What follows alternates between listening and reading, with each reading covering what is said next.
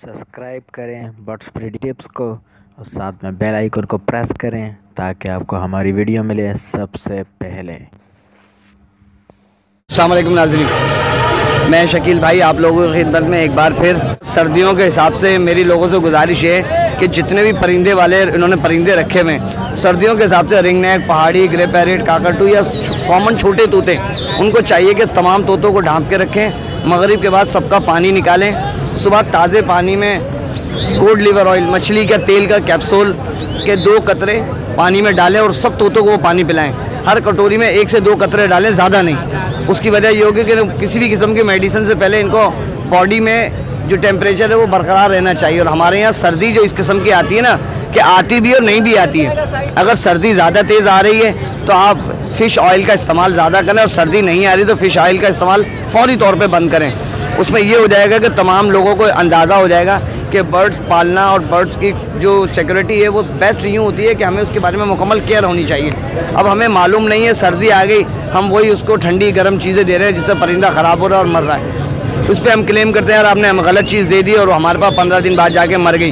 हत्ता कि सबसे बड़ी अहमकाना हरकत ये होती है कि हमें उसके बारे में मालूम ही नहीं होता कि हम क्या कहना चाह रहे हैं। गुजारिश ये है कि परिंदों को धूप लगाएं, अच्छा दाना पानी दें। सर्दियों के हिसाब से सनफ्लावर का इस्तेमाल थोड़ा सा ज़्यादा रखें। सर्दियों का जो फ्रूट आता है मसलन कि अमरूद लगाएं, और गाजर, चुकंदर और कच्चा भुट्टा, इसका इस्तेमाल रखें बड़े तोतों पे, जैसे ग्रे पैरेट, काकाटू, पहाड़ी, ring neck, common green parrot, plum head, cocktail.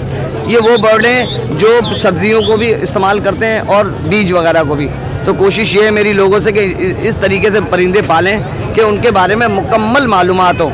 और जब अगर इनमें किसी भी किस्म की बीमारी या कोई प्रॉब्लम आती है तो कोशिश करें जो परिंदा बीमार हो उस परिंदे को पकड़ के सबसे अलग करें। उसके लिए अलहदा एक केज बनाएं, उसमें छोटा सा बल्ब लगाएं डीमर के सिस्टम के साथ। जब देखें परिंदा ज़्यादा सुस्त हो रहा है तो फौरी तौर पे डीमर तेज़ करके टेम्परेचर बना लें और उसके हिसाब से ही उसको लेके चलें। अच्छा, जो परिंदा बीमार होता है उससे दूसरे परिंदों को बीमारी ना लगे, उसके हिसाब से आप नाज़माबाद गोल मार्केट जाएँ, वहाँ परिंदों के मेडिकल स्टोर बने हुए जहाँ से आप बीमारी की दवाइयाँ बआसानी मिल जाती हैं। कुछ दवाइयों के नाम हमें पता होते हैं, कुछ के नाम हमें नहीं मालूम होते हैं। जिनके नाम पता होता है, बीमार तोता वहाँ लेके जाएं, उनको दिखाएं यार ये तोता है फूल के बैठ रहा है, बीमार है, इसको कौन सी दवाई सूट करेगी। वैसे तो बेसिकली वो ट्राइफल या एथ्रोएवजिड, ये 2 दवाइयाँ ज़्यादातर देते हैं एंटीबायोटिक में। अच्छा, ये कॉमन दवाई है पोल्ट्री की।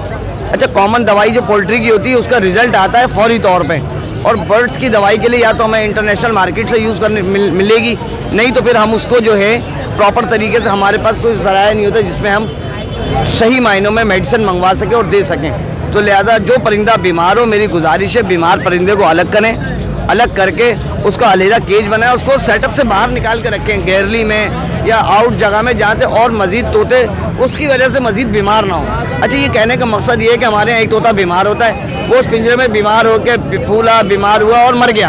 अच्छा, वो मरने के बाद तमाम बैक्टीरिया वहीं छोड़ गया। हमने क्या करा, उस मरे हुए परिंदे को निकाला, डस्टबिन में डाला और कचरा कुंडी पे फेंक कर आ गए। सबसे बड़ी गलती ये, कोई तोता मरता है उसको फौरी तौर पे शॉपर में डालें और कोशिश करें उसको लियारी नदी में फेंक दें ताकि हमारे पहुंच से दूर जाए वो, या फिर उसको मिट्टी में दफन कर दें। पूरी दुनिया में कोई भी परिंदा मरता है तो उसको मरने के बाद तल्फ किया जाता है, मिट्टी में दफन किया जाता है। हमारे यहाँ सिस्टम उल्टा है, तोता मरा कचरे में फेंक दिया।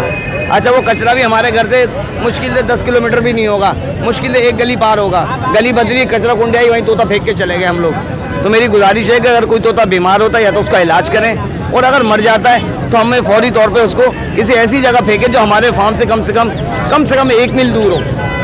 रक्शे में बैठ के थोड़ा आगे करके फेंक दे, कोई लियारी नदी वगैरह में फेंकें ताकि वो बेचारा आगे से आगे कहीं और चला जाए अपने वायरस को लेकर। ब्रीडिंग के लिए कुछ बता दें। अच्छा, मेरा भी ब्रीडिंग के लिए कोशिश ये है कि परिंदे जो भी ब्रीड करते हैं सबसे पहले नर मादा होना ज़रूरी है, फिर उनका उम्र का पक्का होना ज़रूरी है। एक ही उम्र के दोनों दाने होंगे तो ब्रीड करेंगे, अगर एक छोटा है और एक बड़ा है तो ब्रीड नहीं आ सकती है, क्योंकि ब्रीड जब आएगी जब बेसिकली दोनों एक उम्र के होंगे और एक साथ होंगे। अगर नर छोटा है मादा बड़ी है जब भी ब्रीड नहीं आएगी, और नर बड़ा है मादा छोटी है जब भी ब्रीड नहीं आएगी। ब्रीड के लिए एक ही उम्र का होना बहुत ही ज़रूरी है। उसकी असल वजह यह है कि अगर एक ही उम्र के दाने होंगे तो ब्रीड आने का 100% चांस है, और एक उम्र के दाने नहीं है तो ब्रीड आना नामुमकिन है। अगर आप उसके बाद हम पहले किसी समझदार शख्स को चेक कराएं, जब ब्रीड के काबिल हो जाए इंशाल्लाह उन्हें डब्बा लगाएं, मिक्स दाना दें और ब्रीडिंग फार्मूले दें। अच्छा, ये ब्रीडिंग फार्मूले भी वहीं से मिलेंगे जहाँ से मेडिसिन मिलती है। वैसे आपकी नज़र में ये रिंगनेक वगैरह के लिए कोई ब्रीडिंग फार्मूला है? देखिए, मेरी नज़र में रिंगनेक वगैरह के लिए सबसे बेहतरीन ब्रीडिंग फार्मूला ये है कि इन्हें सब्ज़ी फल फ्रूट लगाया जाए। इन्हें लौकी, चुकंदर, टिंडा, मटर, गाजर ये दी जाए। इसमें ऐसा होता है कि मुकम्मल प्रोटीन है, कैल्शियम है, मिनरल्स है और विटामिन डी है और ई भी इसमें ही मौजूद है। अच्छा, ये तो है विदाउट उसके कि ये परिंदे खाएंगे और ब्रीड करेंगे। अब हमारे यहाँ सबसे बड़ा कॉन्सेप्ट हो गया कि कोई भी तोता ब्रीड नहीं कर रहा है, यार दवाई बता दो। अब जैसे दवाई बताई, लोगों ने सब्ज़ी फल फ्रूट छोड़ा, दवाई लगा दी।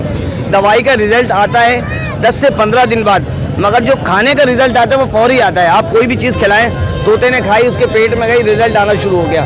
तो दवाइयों का सहारा कम लें, खुराक का सहारा ज़्यादा लें और इंशाल्लाह ताला 100% ब्रीड आएगी। अगर आप नेक नियति और ईमानदारी से अपने सेटअप को लेके चलें और मशवरे के तहत चलेंगे तो इंशाल्लाह ताला मेरे को उम्मीद है अल्लाह की ज़ात से कि जो लोग मेहनत कर रहे हैं, इस फील्ड पे मेहनत कर रहे हैं, उनको नाउम्मीदी नहीं होगी। बहुत अच्छा बेहतर रिज़ल्ट आएगा और जब उनके पास रिज़ल्ट आएगा तो बहुत अच्छे दामों में बिक भी जाएगा। ज़रूरी नहीं है कि रेट कम हो, रेट बहुत अच्छे मिलेंगे अगर उनके पास माल की कैटेगरी 1 नंबर हो।